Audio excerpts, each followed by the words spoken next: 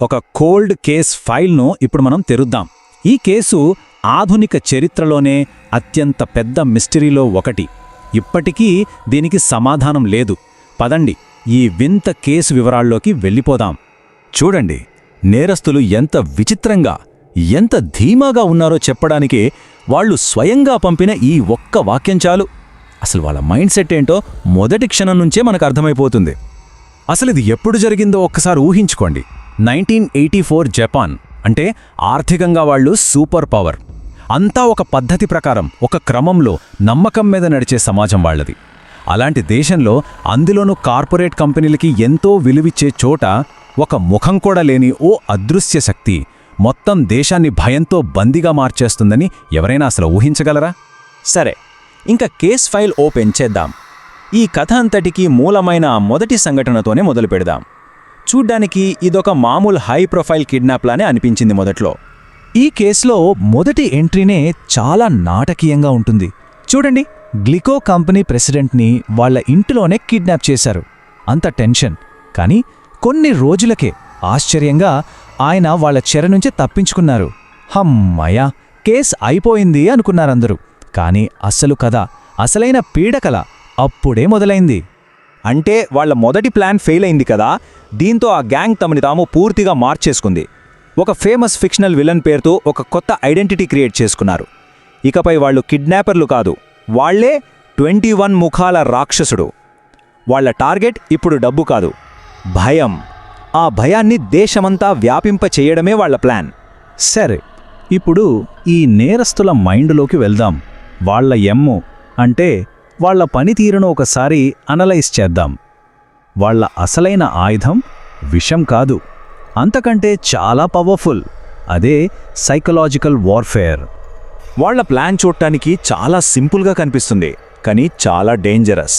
ఈ 4 స్టెప్స్తోనే మొత్తం గందరగోళం సృష్టించారు. ఆర్థిక వ్యవస్థ పునాదుల్నే కదిలించారు. దీనివల్ల గ్లికో లాంటి పెద్ద పెద్ద కంపెనీలకు కోట్లల్లో నష్టం వచ్చింది.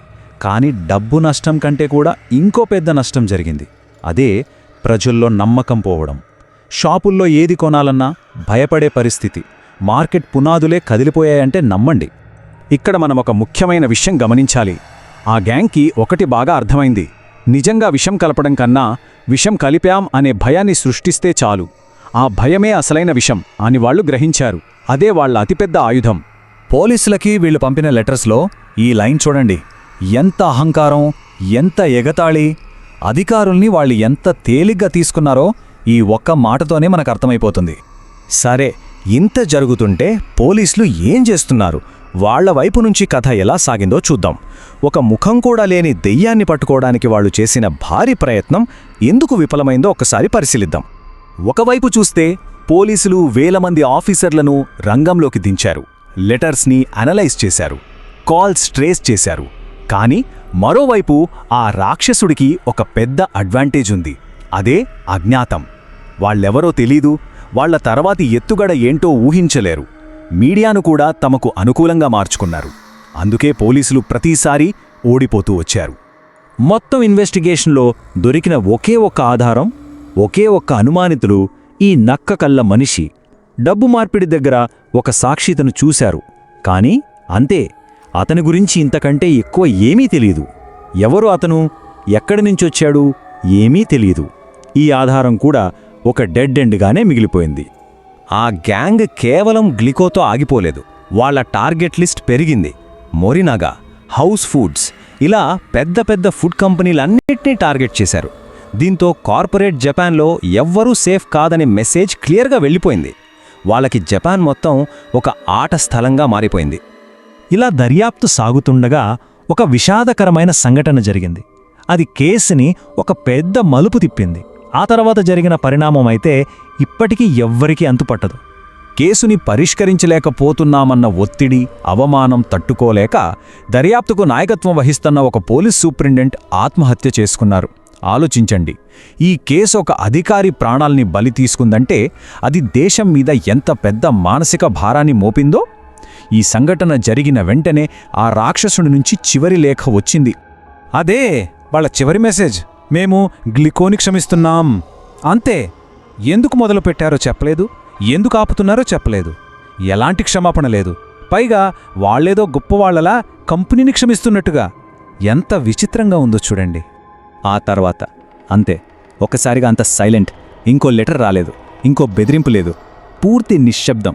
17 నెలల పాటు దేశాన్ని వణికించిన శక్తి ఉన్నట్టుండి గాలిలో కలిసిపోయింది. ఇదే ఈ కేసులో అతిపెద్ద సమాధానం లేని మిస్టరీ. కేసైతే కోల్డ్ స్టోరేజ్లోకి వెళ్ళిపోయింది, కానీ థీరీలు మాత్రం ఇంకా బతికే ఉన్నాయి. సరే, ఇప్పుడు మన ఎవిడెన్స్ బోర్డ్ మీదున్న ఆ 4 ప్రధాన సిద్ధాంతాలేంటో చూద్దాం. ఈ కేసులో ప్రధానంగా 4 థీరీలు వినిపిస్తాయి. 1, ఇదంతా కంపెనీలో నుంచే ఎవరో చేశారని, ఇన్సైడర్ జాబ్ అని. 2, ఇది యకుజా లాంటి పెద్ద ఆర్గనైజ్డ్ క్రైమ్ గ్యాంగ్ పనేమో అని. 3, కేవలం థ్రిల్ కోసం ఎవరో తెలివైన వాళ్ళు ఆడిన నాటకం అని. 4, కార్పొరేట్ వ్యవస్థ మీద కోపంతో ఉన్న ఏదో గ్రూప్ చేసిందని. ప్రతి థియరీకి కొన్ని ఆధారాలున్నాయి, కానీ ప్రతి థియరీలోనూ కొన్ని లోపాలు కూడా ఉన్నాయి. ఏ ఒక్కటి కేసుని పూర్తిగా వివరించలేకపోయింది. కానీ అన్నింటికంటే ముఖ్యంగా వాళ్ళు మన ముందు వదిలి వెళ్ళిన ప్రశ్న ఒక్కటే: అంతా వాళ్ల కంట్రోల్లోనే ఉన్నప్పుడు, దేశం మొత్తం భయపడుతున్నప్పుడు అసలు ఎందుకు ఆపేశారు? ఈ ప్రశ్నకు సమాధానమే అతిపెద్ద మిస్టరీ. అందుకే చూడండి, ఇన్ని దశాబ్దాల తర్వాత కూడా ఈ కేసు ఒక చిక్కుముడిగానే మిగిలిపోయింది. ఇంతకీ వాళ్ళెవరు? కంపెనీలో వాళ్ళా, యకుజానా, లేక మనం ఊహించని మరేదైనా శక్తా?